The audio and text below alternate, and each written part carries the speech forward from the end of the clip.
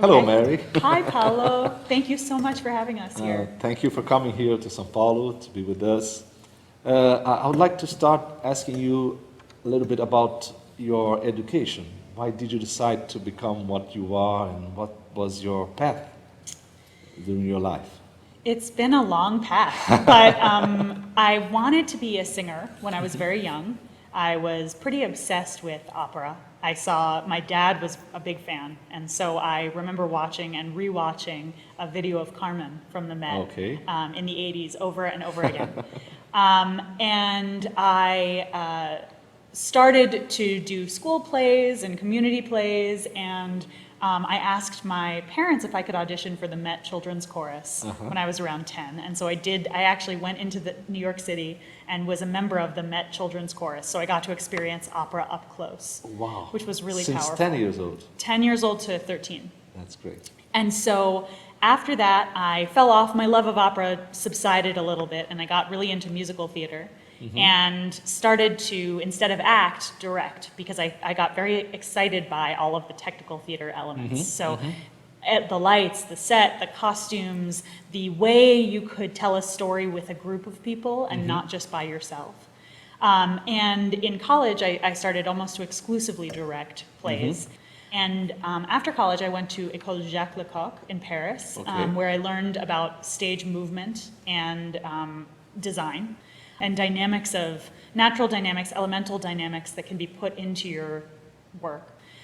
And then when I went back to New York, I started a theater company on the one hand, and on the other hand started assisting a director who was very involved in opera. And as I was working with him, I got more and more excited by the opportunities that opera affords for abstraction and for making things really feel modern and invented in the minute on stage or in the moment. So I also tremendously respected singers who were more athletic than the actors that I knew, and who had a technical brain. So the way we could work together was very different than working with actors would be.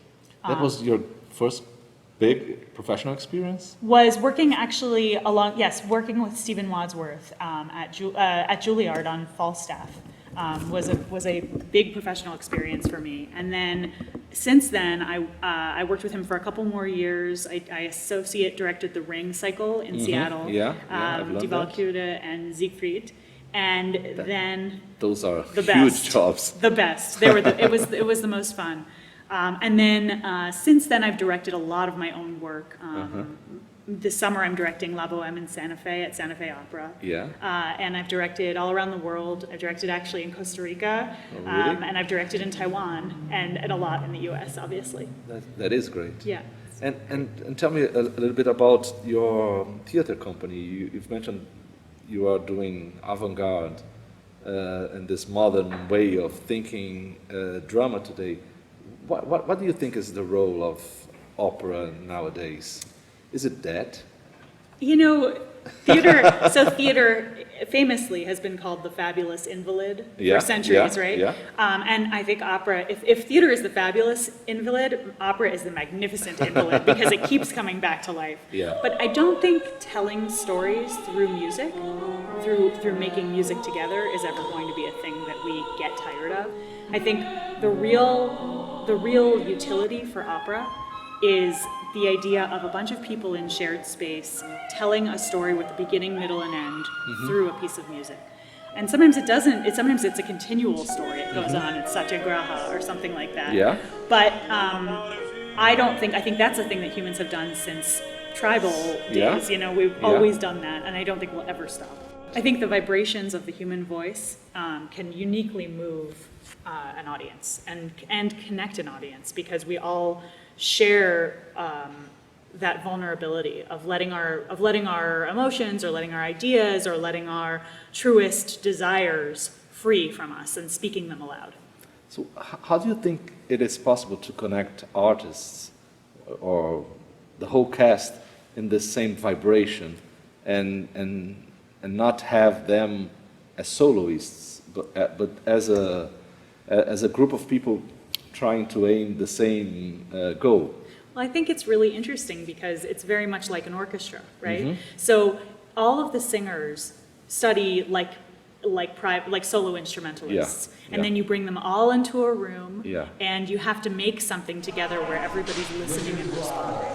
And it's not only the voice, it's And also it's not only the voice, acting. it's the body, Yeah. it's the heart, it's the mind, it's all of those things. So for me, what's really useful is a little bit of time at the beginning of the rehearsal period to start to work together, maybe not even on the show that we're working on, but on something else that's different, that's maybe more abstract, that's more personal in some ways, so that people can reveal who they really are before we start to work on something that's kind of outside of ourselves. Interesting. It's to make a connection between all Right, of them. because I think that's the part that's often Yeah. missing. Yeah. When it doesn't work, it's because no It one's doesn't taken connect the with time the to listen. audience. Yes. Yeah. And the personal, I mean, it sounds very cliche, but the personal is universal. And if we take the time to really listen to each other and respect each other in that way, we will be able to create something so much more beautiful together. And do you think that nowadays it's only possible to have modern stories, or is it possible to have the Baroque repertoire, the classic repertoire, significant again? What's the challenge? I have to believe that you can tell those stories just because a significant amount of my work is in retelling those stories. But I think the challenges are that some of the social conventions, particularly like misogyny or racism or those kinds of discounting certain people in society because of who they are or what kind of person they are, is classism.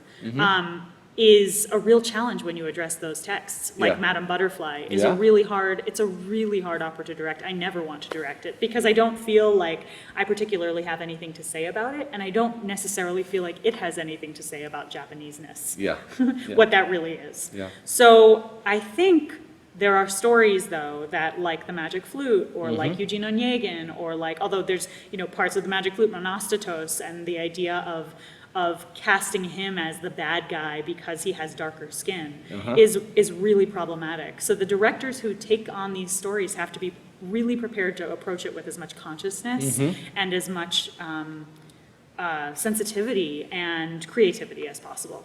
And do you think the role women had in the stories, it's actually a challenge today? Oh yeah, of course.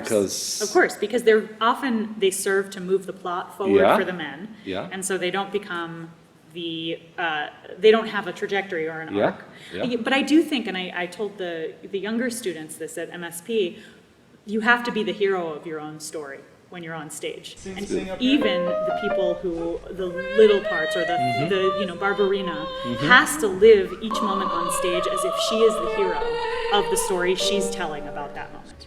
So I think that it's a challenge, but what's art without a challenge? Nothing. Right? Yeah, Nothing exactly. without a challenge. Exactly. So I think it's a challenge that this generation of singers particularly is ready to handle. And do you think that, what's the role of contemporary music and drama in this process of telling a story for the public today? Well, I think it's necessary. I think to make, not only to revisit old stories and make them new, but to add our own stories that feel very important to the operatic repertoire will keep opera from being irrelevant or misogynistic or racist or outdated in some way.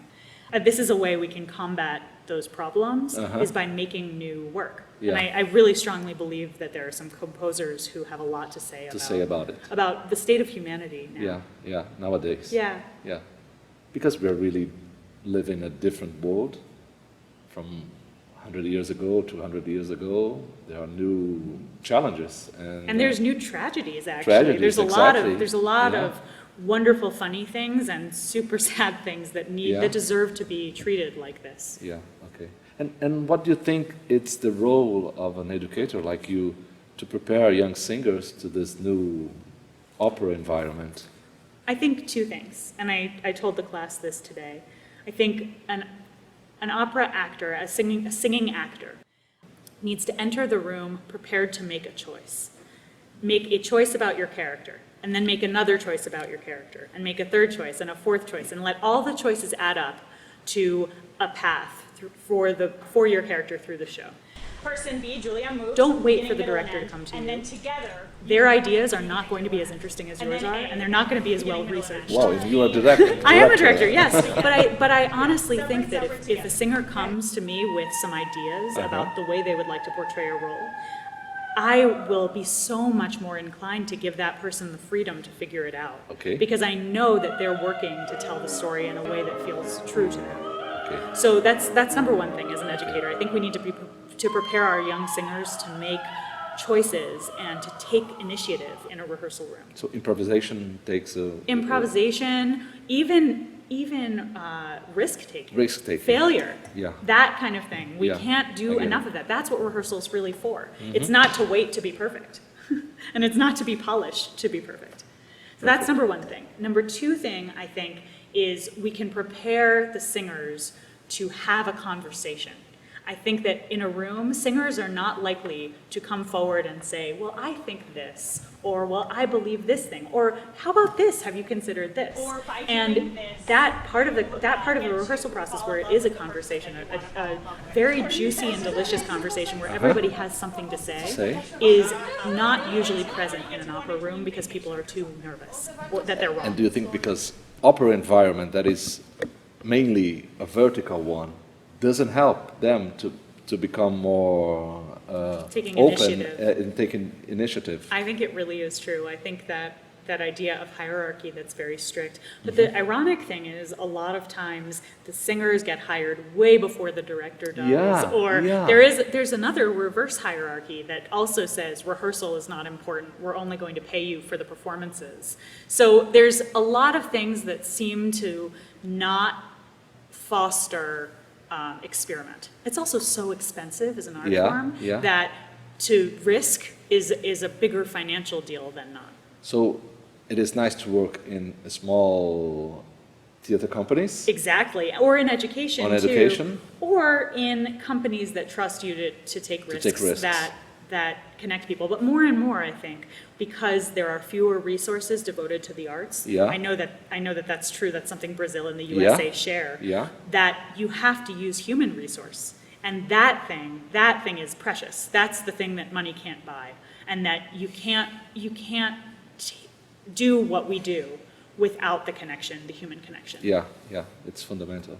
And do you think that this role that small companies have to experiment will eventually affect the mainstream somehow?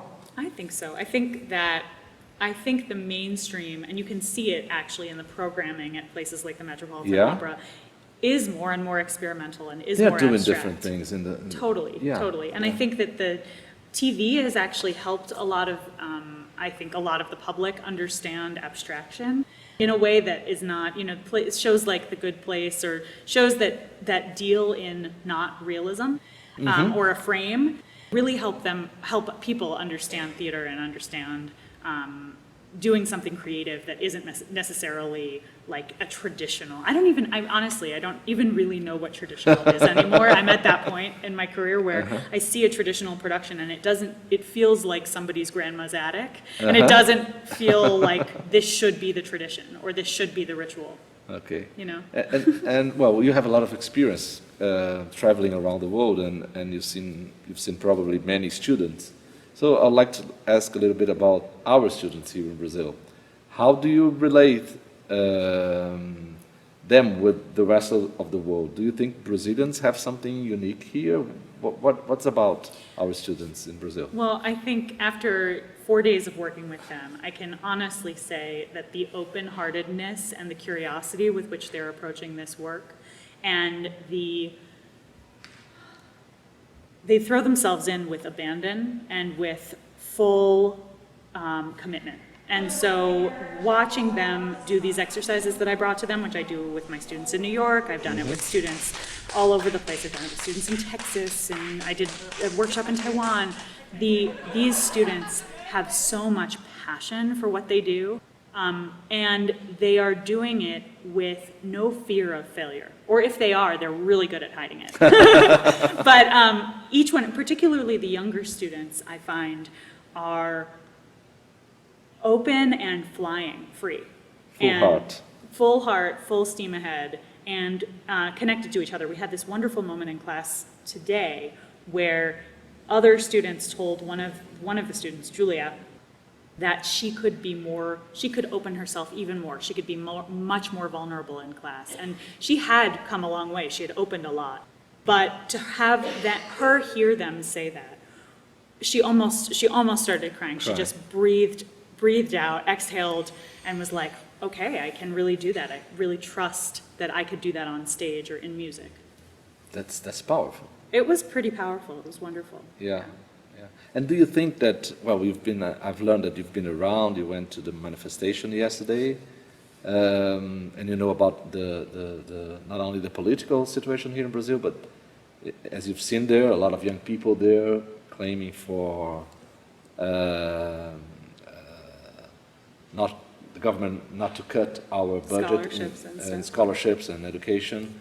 What do you think this environment in the whole world has to do with young people and how powerful they are to change things for the future? I think you and I both hope that they can change everything and that they can really, through their strength, which they're going to need in the coming years, to deal with us and all the older generations, and that they can connect with each other and make a global movement towards a place, the world becomes a place where freedom is the norm, and where people don't infringe on each other's rights, and where art making is endorsed and supported, and education is a human right. Do you think the artists in general, they have a political role in this process? You know, I think they'd have to. I don't think art is able to be nonpartisan anymore. I think you can't afford to do that, right? It's not. You just have to go for it. You just have to go for it, and you have to say something. Otherwise, get off the stage. Get off the stage. Let somebody else do it. And do you think that we can prepare them for that inside regular schools or art schools, or it's something they have to learn at the streets? I mean, I think that, I don't know if you're the same as me, but I learned that from individual teachers within all sorts of schools that I went to. And how they are committed to that. And how they are committed to that, and how they pushed me towards that. And people who I came in contact with, also colleagues, pursuing that way. So I think that it's actually about hearing that all around you, and then at some point it takes. Do you think it's connected with the risk that we were mentioning before? Completely, don't you think? Yeah, I do. Yeah. I do. Yeah. You have to take risks in your life, otherwise. And we have to be, I really do believe that artists have to be the most free. We have to show people that you can be the most free. Yeah. So that the audience and the public goes, that's an example of being free. That's we can what it go feels further, like. so people can believe they also Can go. Yeah. Perhaps my last question here would be, what kind of message do you think that you would like to give our students for the future? Because we work with students since they are 6 years old. They're coming to our program. This is our first level of music education, and then we stay with them until they are 25 and some even more. It's a long time they spend with us. So, and they share a lot with younger people, what they've been learning. But what kind of message do you think that it is important for them to keep in their hearts about the life in the artistic world, not only opera, but in this environment that we are always taking risks, but it's an environment of a lot of creativity, of a lot of passion. What do you want to say them to inspire them for the future? First of all, they're very lucky to be with you for so long, because this is a really special program. Thank and you. Everyone who is involved in it that I have come in contact with is a beautiful educator and a super smart and sensitive human being. Thank you. The thing that I think that they should always keep close to their hearts is you always need a reason to sing something, or you always need a reason to create art, and it has to come from inside of you. So if you're rushing ahead, if you're working to create a lot of art and you haven't thought yet about the reason that you're doing it specifically, take the time to think about why that is, what your personal connection is to it, so that you can really tell the truth. That's powerful. I think so. I Oh. think so. Thank you, Mary. Thanks, Paolo. Thank you so much. Thank you.